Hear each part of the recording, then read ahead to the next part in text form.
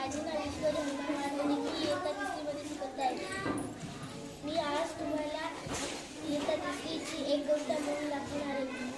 कवितेचं नाव आहे सुट्टीच्या दिवसात.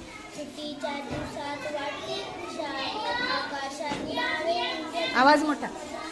इंद्रधनुच्या घसरगुंडीवर खाली व्हावे. सुट्टीच्या दिवसात असतो वास निळा घमघमणारा उन्हातही अंगाला बिलगे माळावरचा उन्हाळवा. सुट्टीच्या दिवशी जादू अद्भुत होते नेहमीचे जग. मलक्या बिटक्या वस्तूंवरती नव्हते गाठी चमके झगमग. सुट्टीच्या दिवशी शरीरातून प्रचंड शक्ती राही वाटे पोहू साथी सागर गगनचुंबी ओलांडून पर्वत. सुटे भान काळाचे सगळे सुट्टीमध्ये